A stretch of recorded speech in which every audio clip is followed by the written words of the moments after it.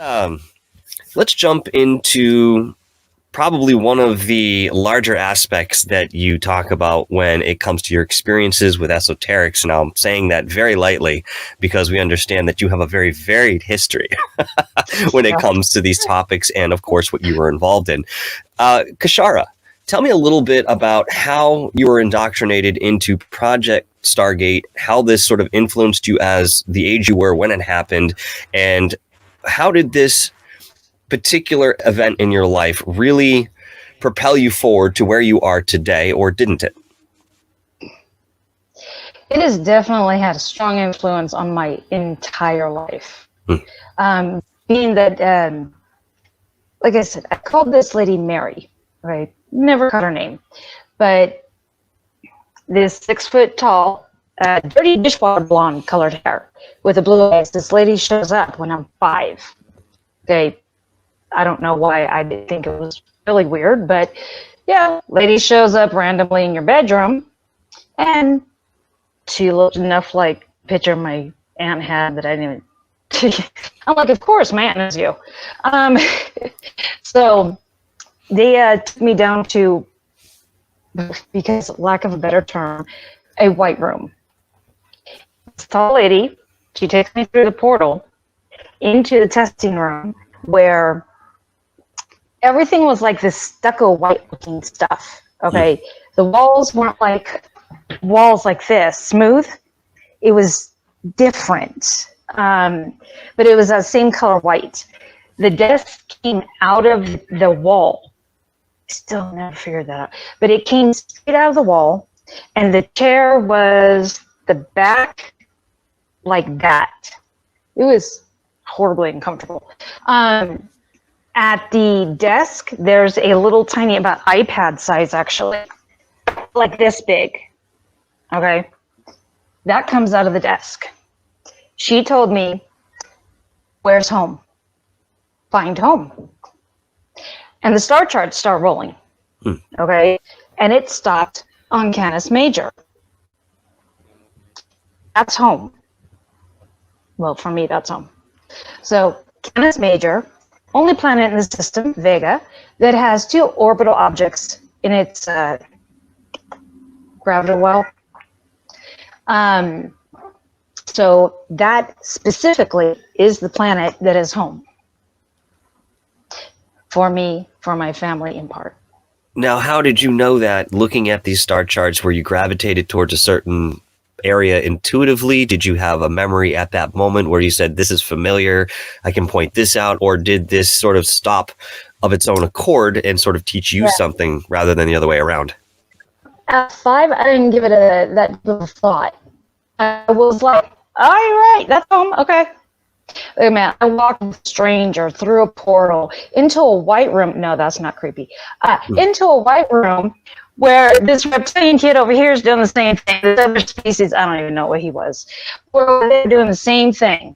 Okay, this system they have, it reads you. It's the best I figured out is some form of consciousness technology. You know, when they take you, after they do the testing, they take you to the construct, is basically what it's called. The construct is a chair that kind of looks like a big ass egg looking thing with this stem into the ground. I never figured out what I pushed on it a few times. It's solid. It's kid, so this stem, so you jump into the chair, and on both sides are these like table control panel things. When you lean back, it is kind of what people would describe as a matrix, except you're completely consciously aware that you're in the construct. The construct is the training ground to see how far you can push your psychic abilities. But this wasn't anything you had to plug into mechanically the way we saw in the Matrix, right? I mean, this was something that you were able to, okay. No, yeah. Well, it scans, and it, dude, I know some people don't freaking know this, but like it kind of feels like it takes over your brain and changes everything you see. And most time it was a blank room. Okay, it was the easiest start spot. And with Stargate Bravo, which is the Stargate Alpha's remote viewing, every project has 4 sub-projects. Stargate Bravo was about combining passive abilities with active abilities in individuals, which had not been seen, still hasn't really been seen publicly. Passive abilities are empathy, precognition, clairvoyance, telepathy. These are passive. Mm-hmm. These are things where you can scan people, figure out if they're lying, feel their energy, read their entire history, pick up on past lives. It's all good.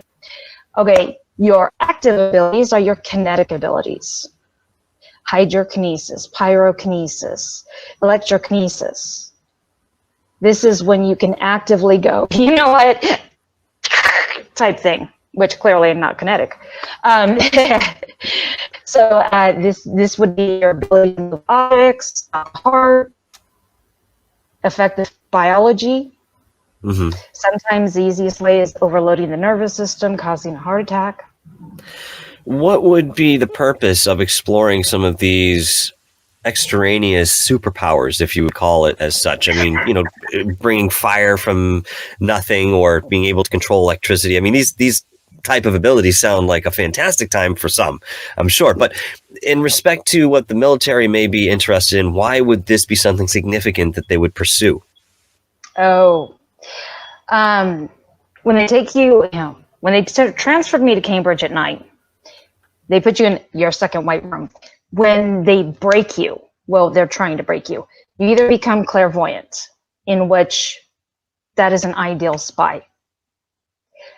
Okay, for the ones who break, who become the psychopaths, they're perfect.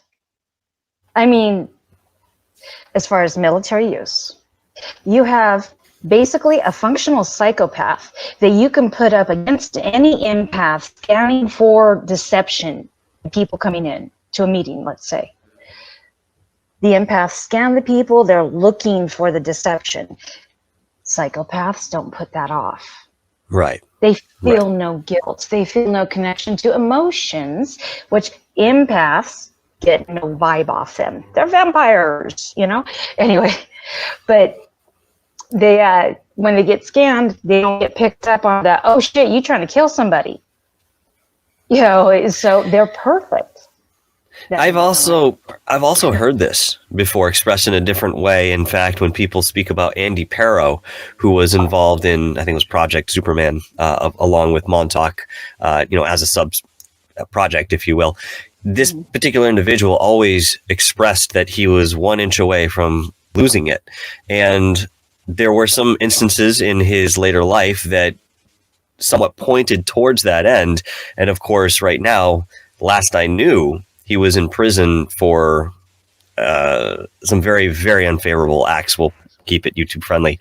Long story short, that's what tends to happen. And I've been told, and I think Preston Nichols was mentioning this when he was about, that within the programming, especially within Montauk, they look towards between 30 and 35 to end this subject, and they would implant a programming that corresponded with self-annihilation. Now, some of the people that were programmed this way, they made it through. It was, I guess, more seldom than often, and yet, of course, we lost a lot of people as a result of this programming just taking their lives, as the programmers and handlers considered them something that was expendable and at that point not necessary anymore. So this was the easiest way to get rid of somebody, is have them do it themselves, program that way.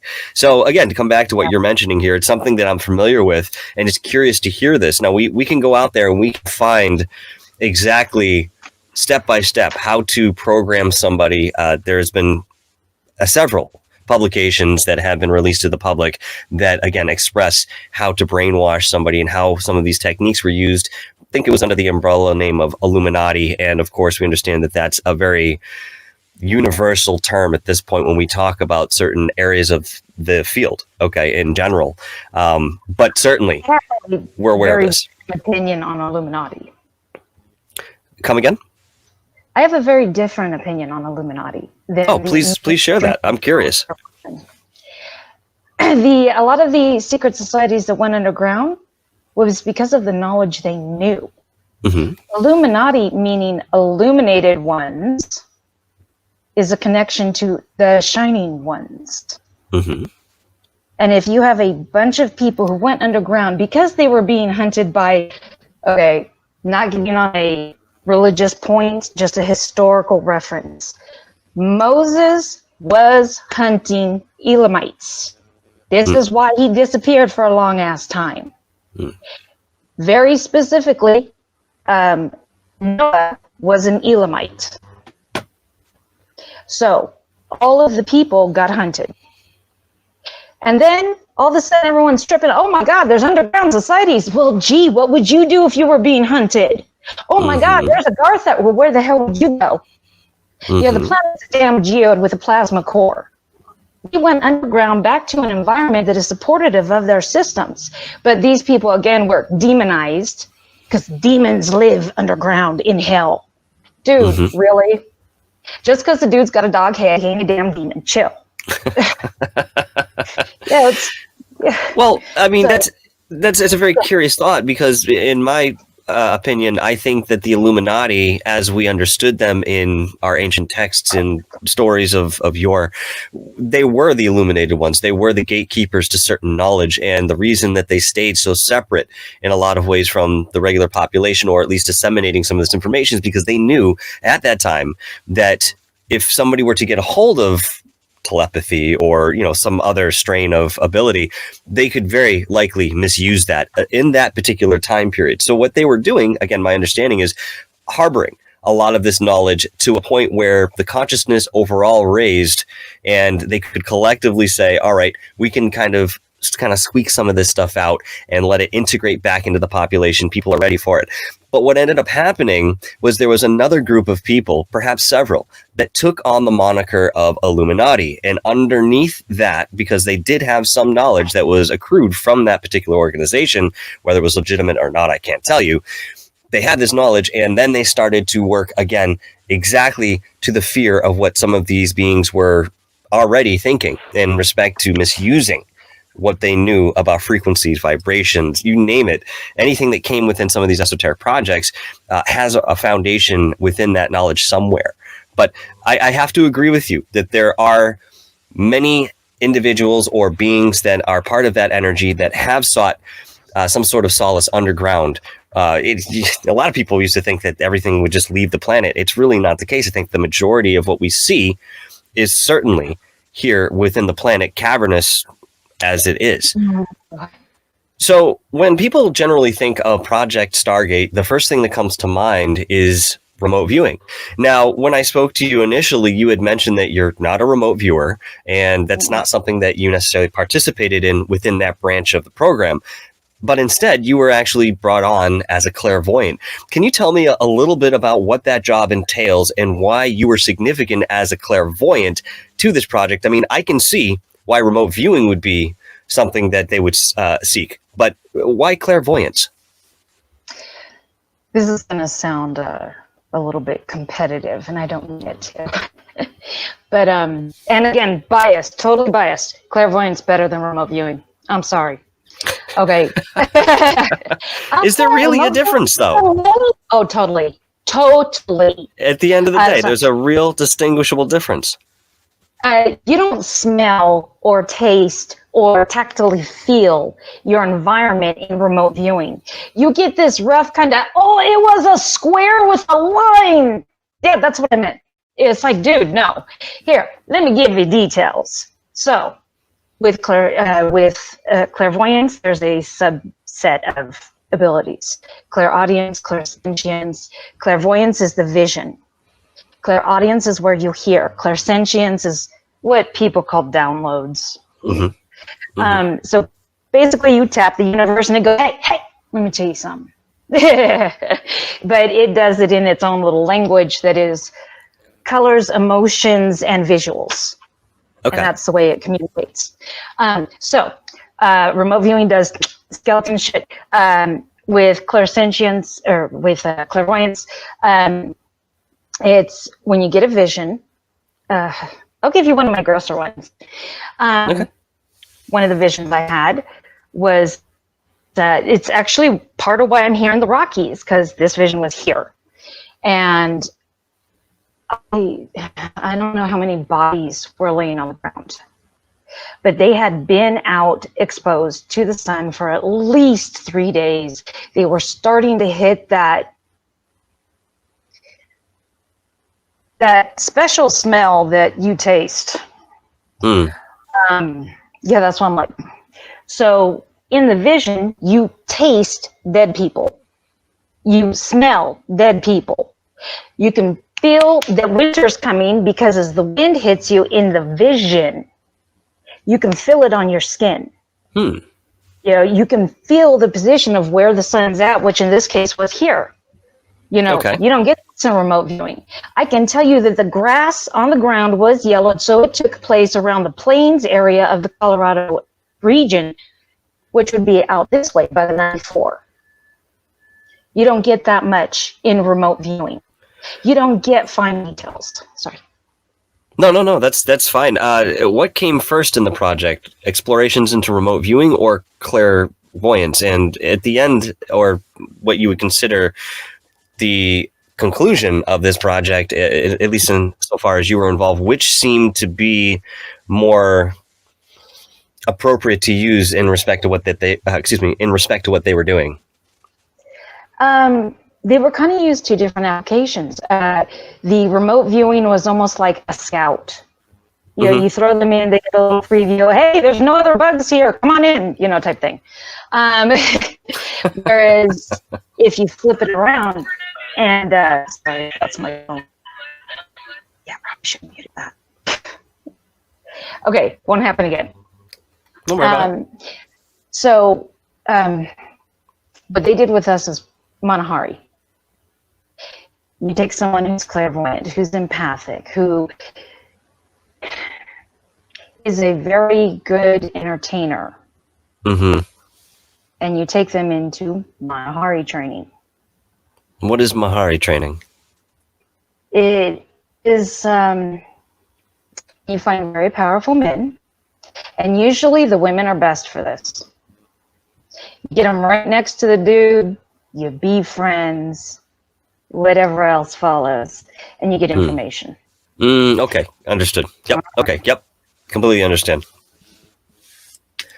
So yeah, it was better with women. Guys are okay. It's a little easier to feed a guy his ego than it is to feed a woman her ego. So for Manahari, it's better with the women because you can take a very powerful man who's usually has a good ego on him.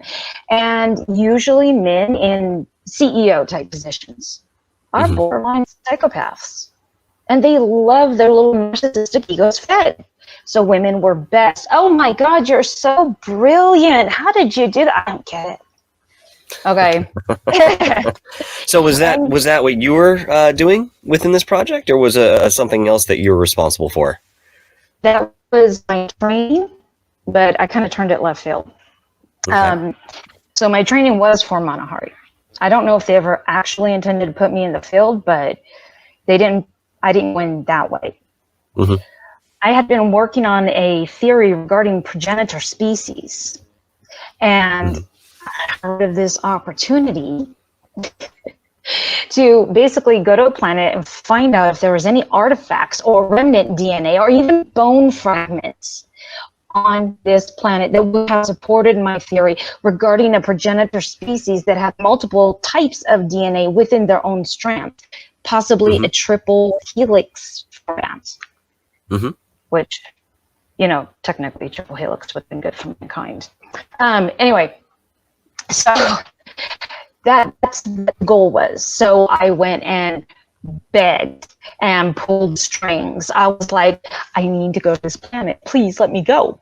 So after a lot of those, they finally agreed with a lot of rules.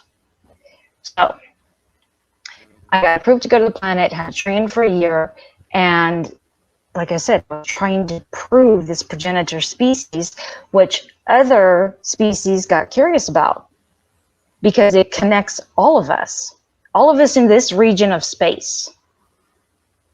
If the progenitors are part reptilian. Go back to the biblical stories when they talk about angels and how they had 4 heads or 4 faces, depending on what version you read. Okay, they had a lion, they had an eagle, they had the face of man, and the bull. This, to me, sounds like a species that has a whole different DNA structure. And if they contain all of these strands, what if these are the progenitor species that were here 1 million years ago? Here, 1 million years ago, 1.2 to be exact. And we've found artifacts on. You have a question. I do. I certainly didn't want to interrupt you. My understanding is that civilizations such as Atlantis and Lemuria, the way that we call them today, were actually somewhere between physical reality and something more etheric. So there were both of these components existing. And I know that's very difficult for us to wrap our minds around today because we basically live in what we would consider a solidity in respect to reality. Obviously, we know if we go further into that, everything's malleable and so forth. But for the sake of the conversation here, how did this sort of construct fit into what you understood about some of the ancient cultures when you're looking for something physical as DNA or a fragment that may contain, multiple strands of different types of DNA, knowing that there's a possibility that when these particular beings were here on this planet, it was a much different vibration and that some of that information may not actually be in the physical world? I did factor in the environment real quick to address the environment factor. I have been attempting to reconstruct the environment of Earth basically about 15,000 years ago. Mm-hmm. I don't believe mainstream academics have considered this because they're not looking for it. The evidence supporting this is that this planet used to have a plasmasphere. I started by reconstructing from the environment backwards, factoring in the environment on the biological evidence and physical evidence.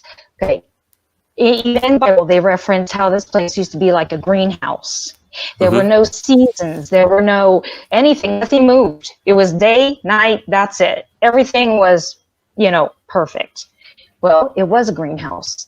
It was a plasma-based system because if you remember, there's references where back in those days they see stars. All of a sudden things went bad. There were no rainbows at the time. There was not water in the air to fracture to create rainbows. That happened after. So the environment itself was different, and the physical evidence is in superfoods. You got a greenhouse, grows big and strong. And plasma feeds biological anything. So the trees used to be 200 feet tall. The mammoths, before mammoths, dinosaurs, 30-foot tall skeletons. Okay, who was that big? What'd you feed this dude? Hey. And they found a foot that matches a 100-foot tall skeleton. Not a foot, a footprint. The foot would be interesting. Sure would. A footprint. Smithsonian Museum, please. yeah, you can see them cartoons. No foot here. But Michael Tellinger is the one who's looking into that. And this footprint in South Africa is indicative of a 100-foot individual. So, okay, how much food would a planet have to produce to sustain people 30 to 100 feet tall? And we hear stories of titans. Now, before people start tripping out, giants and titans, they eat people. You ain't the same species, dude. You eat rabbits. You eat chickens. Okay, I don't see us going, oh my God, the humans, they eat other species. Well, stop calling yourself human. You're not human. But mankind eats other species. Plants are not the same species, but you eat them. Okay, so why are we taking our own paradigm onto other species who, they ate people.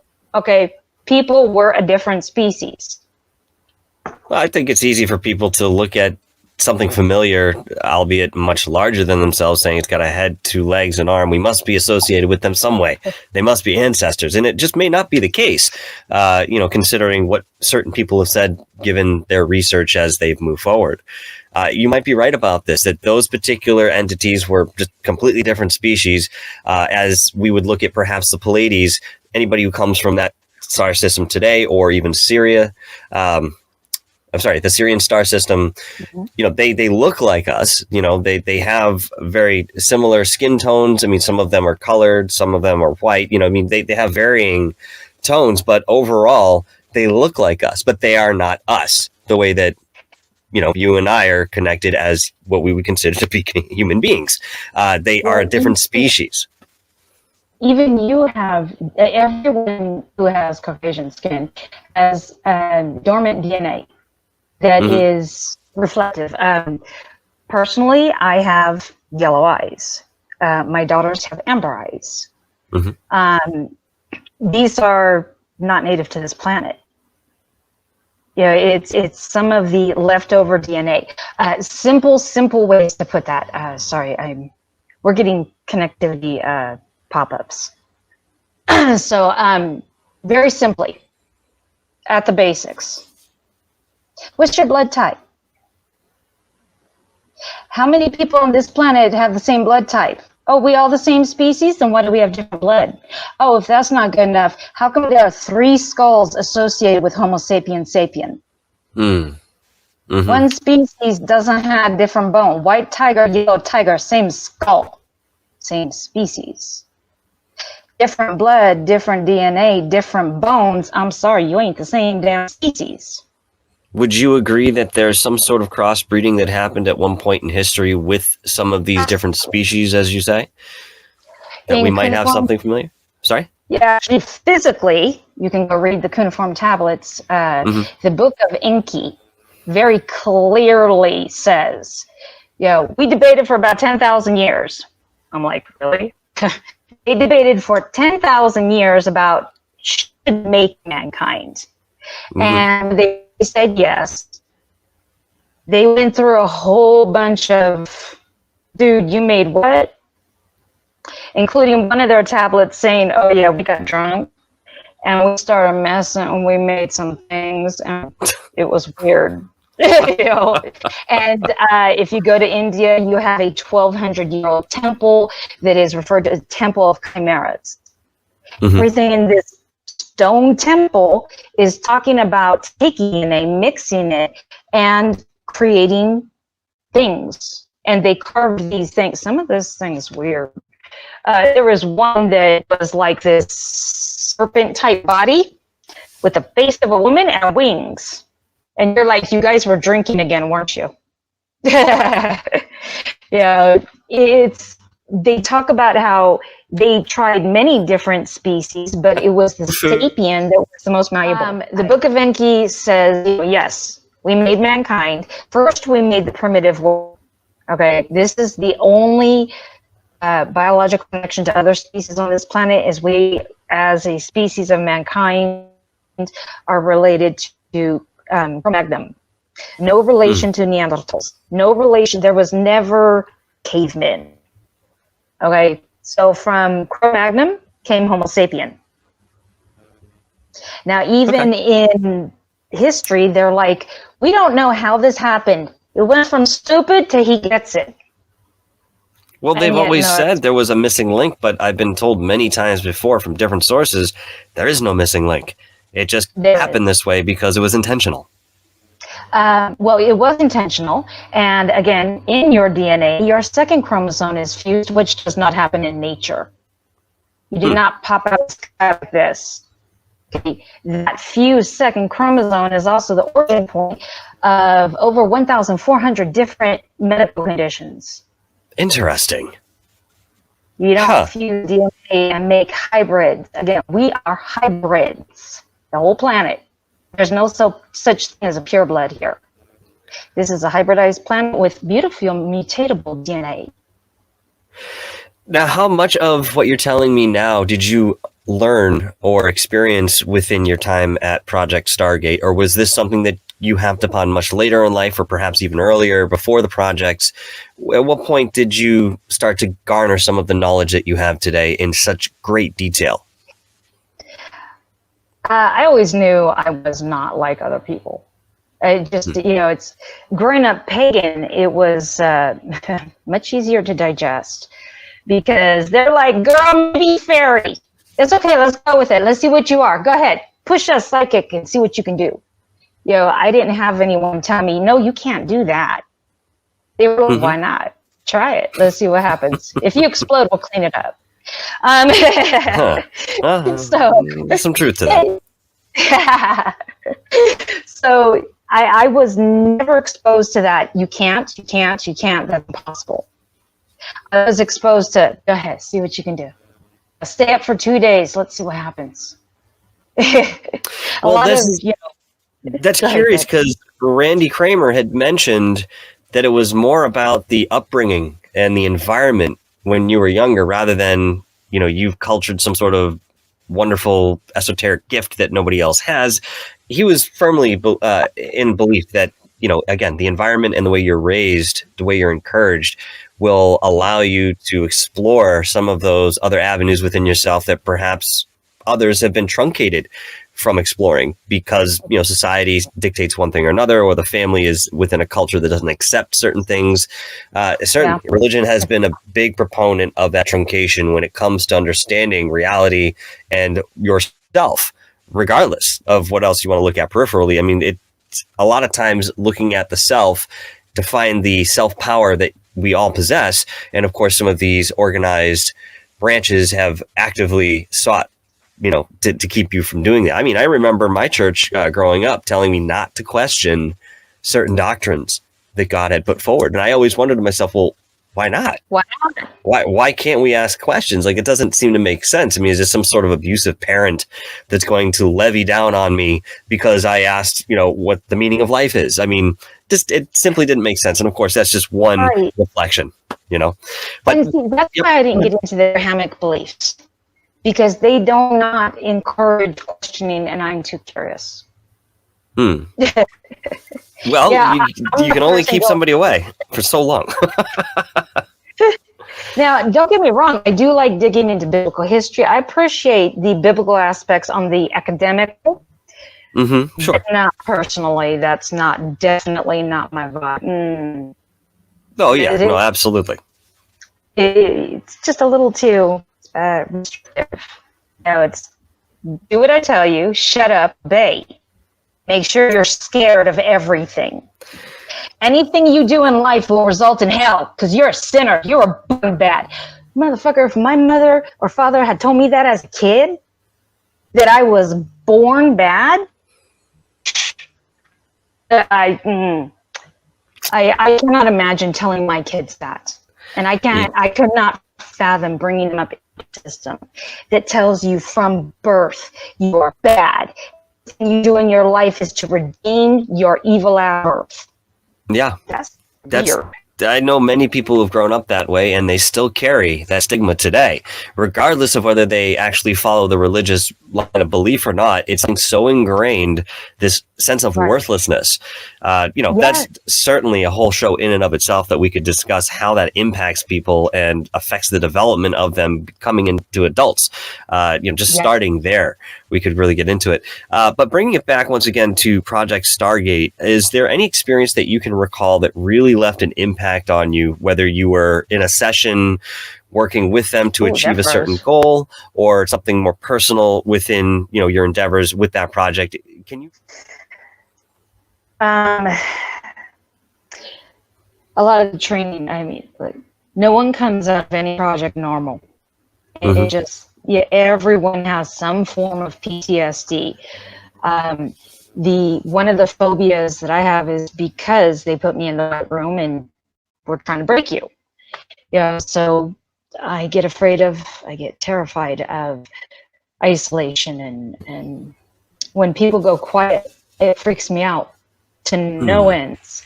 And I've told my friends many times, you need to talk because when people go quiet, I will talk more, fill in the empty silence. Yes.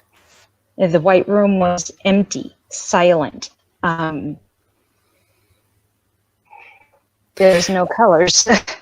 Do you remember specific details about that sensory deprivation outside of a white room? Do you recall them bringing you food that was also white? Were your clothes, were you dressed in white? Did they use any sort of sonic torture in a certain respect? No, this wasn't torture. It's unfortunately most of what MK Ultra understands right now is the psychic abilities are a self-defense mechanism. And in order to trigger that self-defense mechanism, the easiest way is trauma. Mm-hmm. You know, you get an instinctual reaction. No, they did not torture me. They put me in the room, and I thought everyone in the world died. They didn't tell me that. It was just, it gets to that point where no one comes anymore. Yeah, the food is automated. No one brings you anything.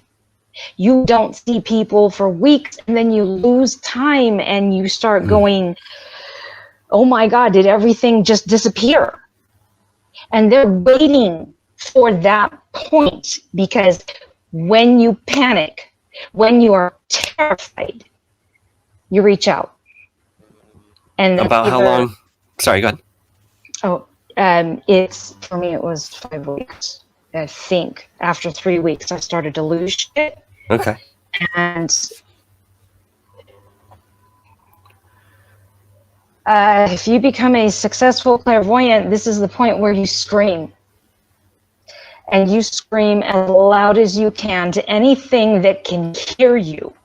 You reach out for anything, anyone, anywhere. That's what they're waiting for. Okay. If you become a psychopath, you break at this point, and your scream stops. You detach from your emotions. You snap, you break, whatever you want to call it. It is the self-defense mechanism going, I cannot handle this pain. So all of it goes.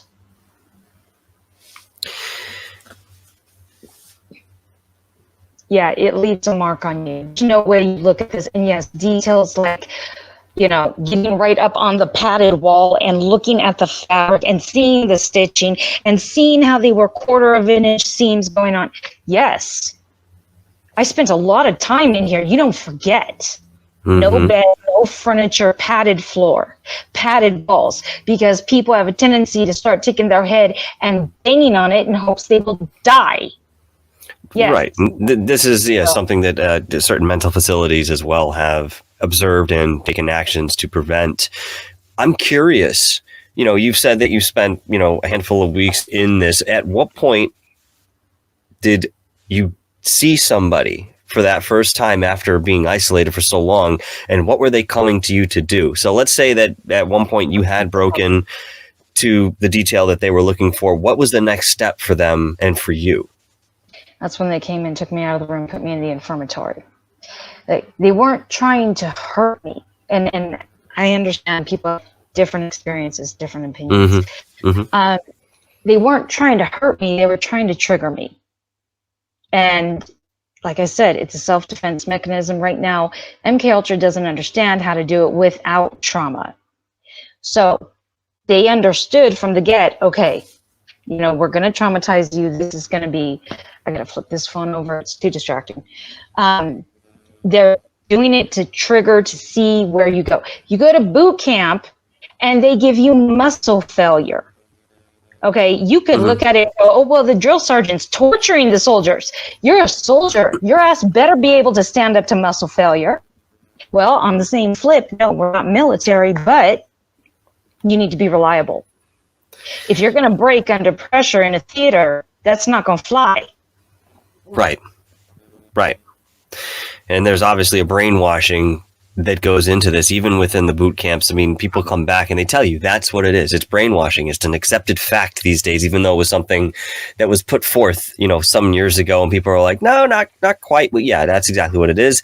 They break you down. They reprogram you into the person that they need you to be, and you accept that because you're there. And that's the whole point of going into this as a collective unit. Now, with that in mind, I understand why the military does this. And there are certain explanations in regards to what you just said, saying you have to be able to persevere through some sort of calamity. So if your muscles fail, I mean, you're a soldier, you got to make it work one way or another.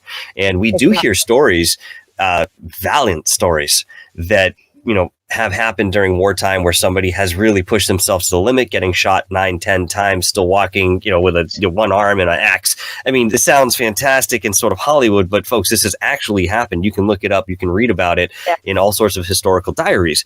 So again, I understand why the military may address that in respect to people that need to go and fight in conflicts.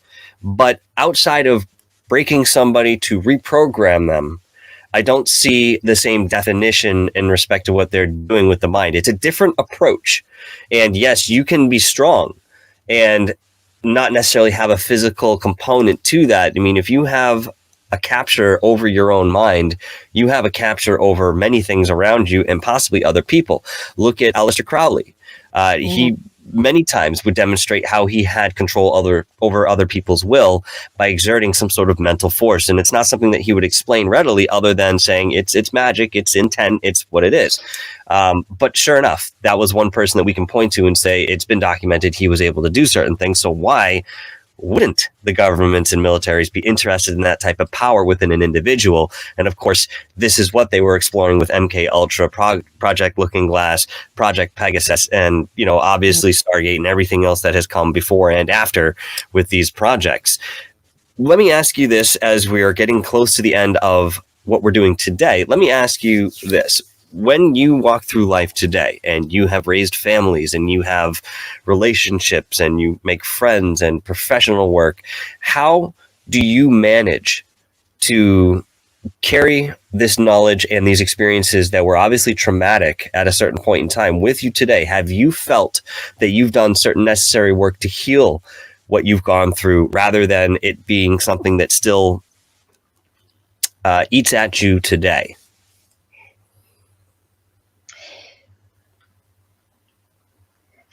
Stargate was very much closest thing I've known to home here in this life. It stays with me all the time. I mean, in the bigger picture, they took care of me. They raised me. They gave me compassion. They were the only people.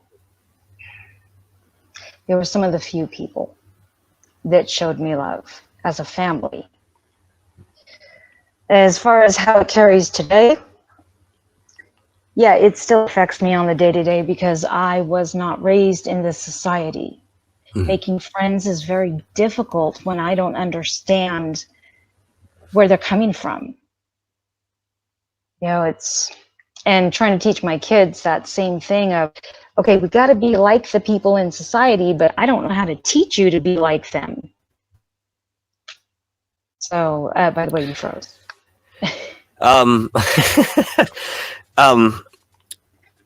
So as we wrap up here, I wanted to mention something quickly because I think this is what we're going to go into next. Sauron, being the planet that you are so familiar with, or the system, celestial system that you're familiar with.